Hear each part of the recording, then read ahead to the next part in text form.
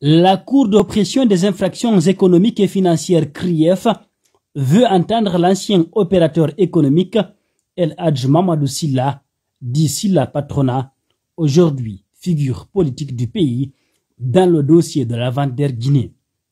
D'après une source proche du dossier, une convocation a été déposée au domicile de l'actuel leader du parti Union démocratique de Guinée, UDG, ce jeudi 7 juillet 2022. Selon des informateurs d'africaguinée.com, il est attendu mi-juillet devant les juges de la CRIEF. Un magistrat proche de cette cour anticorruption mise en place par la junte a confirmé au site africaguinée.com qu'une convocation a été bel et bien envoyée chez l'ancien président du patronat guinéen.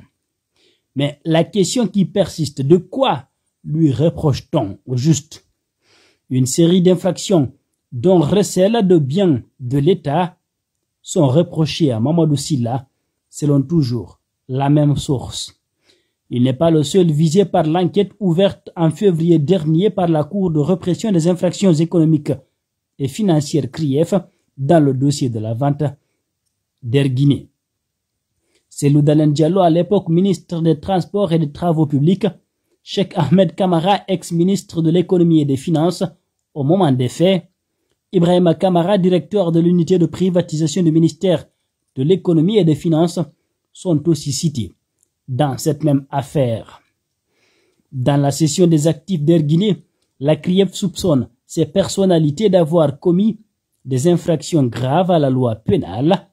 L'ouverture de l'enquête concerne des faits de malversation dans la passation des marchés publics, corruption, enrichissement illicite, détournement de deniers publics, recel de biens et complicité. La vente concernait un Boeing 737-7 et autres pièces de rechange, le bail de l'immeuble abritant le siège d'Air Guinée ainsi que ses installations à l'aéroport.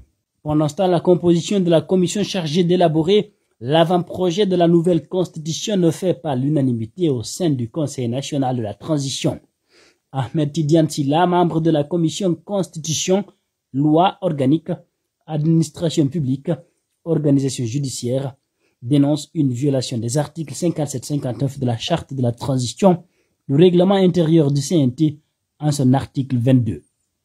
Ce conseiller national proteste en martelant qu'ils n'accepteront pas cette dérive. En ces termes, il dit: Dansa Kourouma vient de décider, en violation des articles 57-59 de la charte de la transition du règlement intérieur du CNT à son article 22, de mettre sur place une commission ad hoc de 11 membres par cooptation pour la rédaction de l'avant-projet de la Constitution, alors que ce travail revient à la commission Constitution, loi organique, administration publique, organisation judiciaire, qui est la commission de permanence. Si la charte a conféré au CNT la mission exclusive d'élaborer le projet de constitution, entre autres, les commissions de la dite institution ont été constituées à cet effet. Donc la conférence des présidents, dont les attributions sont définies à l'article 14 du règlement intérieur du CNT, ne font pas de l'instance qui doit statuer sur la mise en place d'une commission ad hoc d'un avant-projet de constitution et faire entériner par un acte du président du CNT. Ce rôle se limite à organiser les travaux de commission et préparer la plénière qui est seule instance souveraine du CNT, article 12 du règlement intérieur.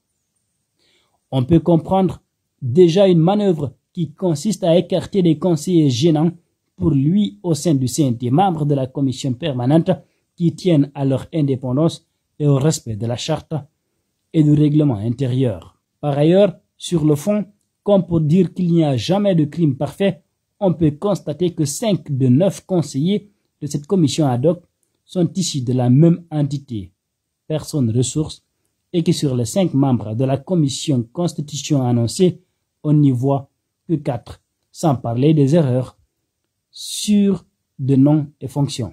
Allez-y comprendre, toute cette confusion ne concourt-elle pas à mettre les conseillers nationaux et le peuple de Guinée devant un fait accompli? Tout en prenant la communauté nationale à témoin, nous n'allons pas accepter cette dérive. Le CNT est régi par un règlement intérieur qui est une loi organique qui s'impose à tous au sein de l'institution et définit les prérogatives et attributions de chaque instance, organe ainsi que des conseillers. Le CNT ne peut ni être une chambre d'enregistrement ni une caisse de résonance. Enfin, ce n'est pas avec ces méthodes peu orthodoxes qu'on élaborera une constitution qui pourra résister au temps et aux tentations, car les mêmes causes produisent les mêmes effets. Ahmed Tidiane Sylla, conseiller membre de la commission Constitution.